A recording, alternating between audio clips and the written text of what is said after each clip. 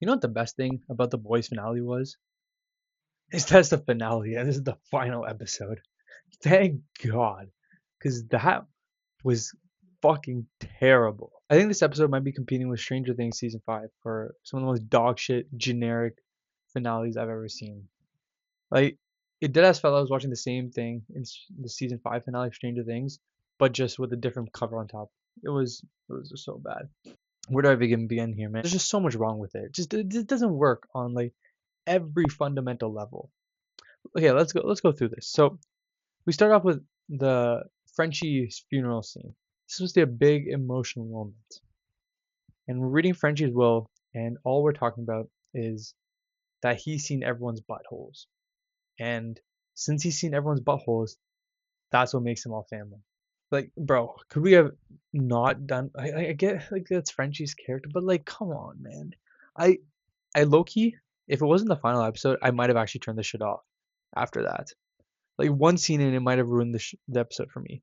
After that, with all the Gen V characters got sidelined, got told to fuck off and go to Canada, so they're not gonna be in the final battle. And I hadn't watched Gen V season 2, and this confirms that there is absolutely no reason to bother because genuinely those characters did literally nothing. They provided no useful value to the plot at all.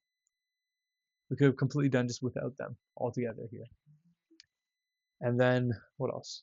Um, Homelander finds Ryan in the middle of nowhere. I don't know, some barn, and they have a talk. Yeah, just the dialogue as well in this part. Kind of felt like it was written by ChatGPT. I'm not gonna lie. You know those the very common patterns that ChatGPT has. It's not about A, it's about B. There's quite a bit of that. More than I'd like to admit. It wasn't as bad as Stranger Things. I will admit that. Stranger Things was glaringly obvious, but I could tell there was some AI written moments that were not revised enough. I think they were written in the first draft and just made it to the final draft of the episode. Oh, Sage. D tier, absolute F tier of a character. Complete fucking useless character. She did absolutely nothing this entire show. The entire show.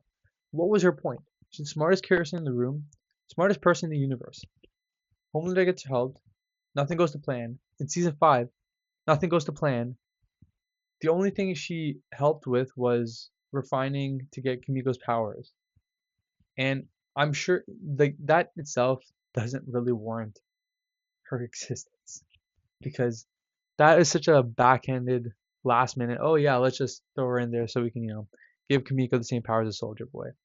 That was not the purpose of the character, and you cannot convince me otherwise that her character is anything other than useless. Same thing with O Father. O Father, that guy's a waste of time as well. I will admit that guy's actor is really good. He just has some sort of like the commanding presence that he had. But again, he served absolutely no use either. Like, yeah, he's a religious guy preaching to everyone about the church, but I'm sure there's other ways to do that. You didn't need to introduce Oak Father. I know nothing about this guy, nothing his backstory. He's not a character, he's a caricature. He's just a plot device. He wasn't a character here. A complete F tier character as well. One good part was when Homelander talks to the Deep and just completely shits the bed with him. Like, you're useless, never respected you, and that scene was all right. Deep he had it coming, and it's been a while, so we've been waiting for that for a while. So he got what he deserved there, of course. That scene was all right. The with the billionaire, I don't know what that was all about. Father's talking to some billionaire, right? He wants to get him to convince him to sponsor the church, and Homelander's like, nah, fuck this guy. Sends him off to space, no reason whatsoever. He's like, oh, it's a new world order. I don't need this guy. Okay, sure, new world order, but where was this new world order? Scorched Earth, leading up to Scorched Earth for 5 seasons. Even the previously part of this episode, the part before the episode actually starts that tells you the recap. That part was talking about Scorched Earth and give us all the highlights, all the biggest moments from the previous seasons of Homelander. Yeah, Scorched Earth, Scorched Earth. Nope. We got the scorched Oval Office. No scorched Earth. Sorry, the Earth itself was just the Oval Office. I wouldn't be surprised if Amazon just said, "Nah, fuck you. To make this whatever you can with the smallest amount of budget." And I guarantee it might have been just like Invincible situation, where they just don't have the budget to do anything, and so they have to make everything as small scope as possible. I wouldn't be surprised if that's actually the root cause here, and Eric Kripke was not allowed to talk about it because that would make a lot of sense with all the random ass decisions that have happened. They're like, okay, people are gonna watch the final season no matter what, so there's no point putting any money into it. Let's just make the simplest shit we can, the most generic shit we can, because we'll get the views, right? That's all that matters. People will buy Amazon Prime to sign up and watch this episode of the show because it's the final season, right? If you want to see it. So I wouldn't be surprised if that's why all these shows are getting the short end of the stick with the budgets. What else? Ashley, she did exactly what I expected her to do. I thought she was gonna help the boys with one final thing. That would be her big redemption. And back Ashley was like, "Yeah, I'm proud of you, bitch. You did the right thing. Good job." And then she ends up in jail at the end. I would have liked to see a little more of her. She just gets thrown in jail in a news broadcast. And then all the boys pull up to the White House to stop Homelander during his presidential speech, or his God speech, I guess. And, jeez, where do I even begin, man? Like I said, Ashley. And then Father has them all in a room, and Huey just shoots the smoke, which is kind of cool. I'll admit. They find the room with the Deep, and then he's like, "Yo, I'm gonna kill you. I'm gonna kill you." And Starlight shoots him away, which makes sense that Starlight should be the one, to kill the Deep because of all the shit he did to her in season 1. That makes sense, but why the fuck did she take him all the way to the ocean? In a vacuum itself, that scene makes sense that, it's poetic that, the Deep is ended off with Starlight and all the sea creatures killing him, but Annie doesn't know that the sea creatures hate him, right? For all she knows, that's literally where all his allies are. The Deep controls the ocean, and she just took him, from her perspective, to the place where he'd be the most powerful. And this is one of those writing decisions like, oh my god, bro, what are we doing here? This is, if you think about it, for more than 2 seconds, that scene makes no sense. Why is she taking him she's taking him to the fucking mountains where there's no sea creatures. The dialogue in that scene was actually not that bad. I actually liked that dialogue in the scene. Probably the best in the entire episode, where she's like, "Yo, I'm giving you a chance to get away from this. You don't have to do this, right? Don't you want to be free of Homelander? Make something of yourself other than him." But the Deep's a character who's just been too far gone at this point. He cannot be changed. He's just been too far gone because he devoted himself to Homelander, given everything up just so he could be, recognized by Homelander. And yeah, he has no way out. He just can't live with himself otherwise. He's kind of like the Rexplode of the boys in that sense, where his only identity is to the Seven, his superhero. Like, Rexplode's only identity is to him being a superhero. He has no life outside of that. But Rexplode is an actual good character. I'm not saying they're the same character. Don't get that twisted. Rexplode is a much better character than the Deep. Despite the shitty script, I will admit the actors did a pretty good job all across the board of giving their all for their performances. Anthony Starr, like always, did a good job, especially when Homelander was like begging as a child. It was kind of funny. Everyone else did a pretty good job in terms of acting. In the final fight, so here's the lineup. We have Butcher and Kimiko to start off versus Homelander. And then Ryan shows up as well. Kimiko just feels odd here. Like, yeah, I guess that Frenchie's dead. So, Kimiko in that place. But you could have had that. I feel like it should have just been Soldier Boy's place from the beginning. And Soldier Boy just completely written out of this show, of this episode. And then Kimiko's just there in his place, right? She serves the same fundamental purpose. And then she is unable to use the blast, the chest blast right away. But she has this vision of Frenchie. And Frenchie comes in, and just like a romantic movie, he gives her that boost. You, mon cœur, your power does not come from your rage. It comes from your heart. I think that was worse than the A Train slowdown in episode. Sorry, not in season one. In episode one, that was like this is horrendous. The de-blasting of all three of them, that made sense. I don't know how Ryan lost his powers because he doesn't have V in his body. Maybe it's just in his blood naturally. I don't know. But regardless, don't think of it too deep. It's not worth your mental effort.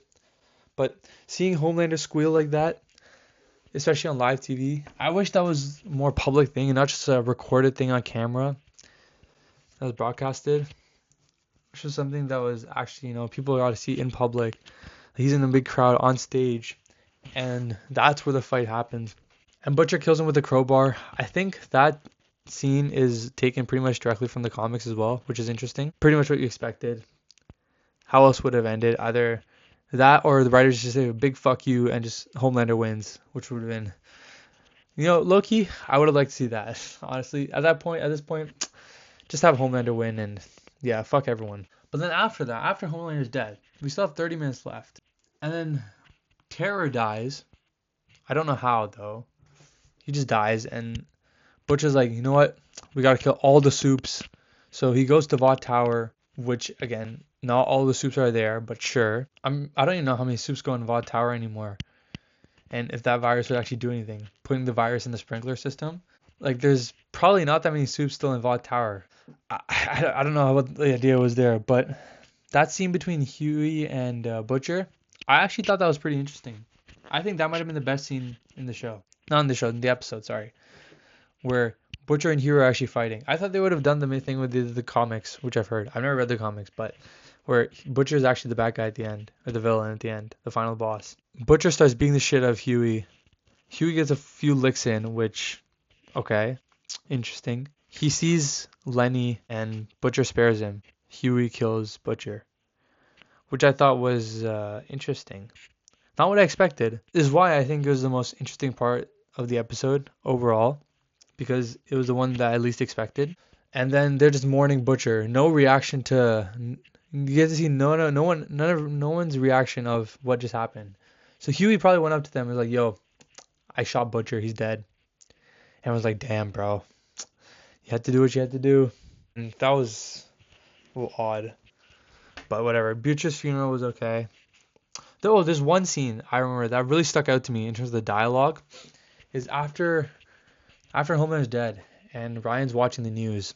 And Butcher comes up to talk to him. He's like, "Yo, let's go live a quiet life. Me, you, and Terror," right? And the thing Ryan says, he's like, I didn't choose you over him. I chose myself." Bro, what?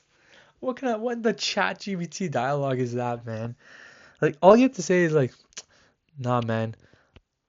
This is not me helping you. I'm just trying to get rid of my dad." I don't know how exactly to say it, but the same sentiment is don't say I didn't choose him over you. Or sorry, I didn't choose you over him. I chose myself.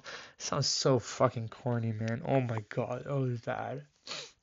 That was bad dialogue. That was really bad dialogue. And then the biggest thing, I think this is the biggest thing of all of this. At the end of the day, Vought is still not destroyed. Vought is still standing. Compound V wasn't destroyed. The whole system of superheroes is still there.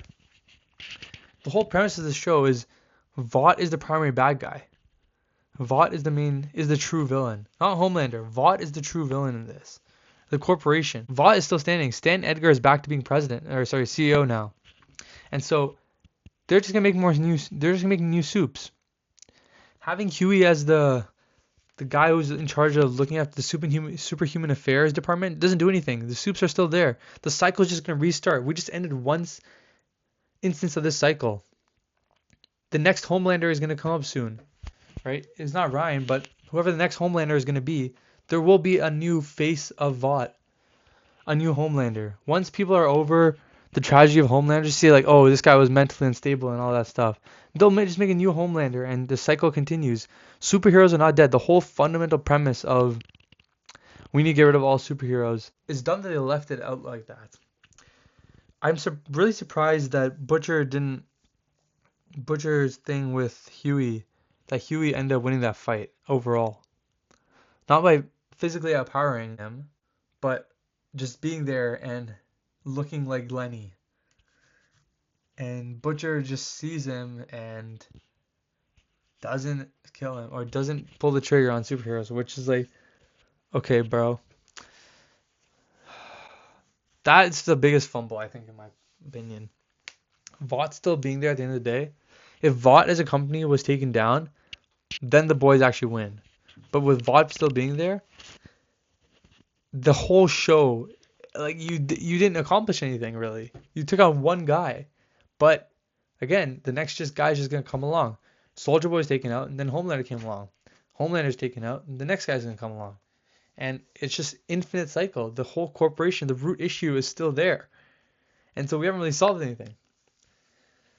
I don't know, man. I'm not wasting more time thinking with the show. 3 out of 10, man. 3 out of 10.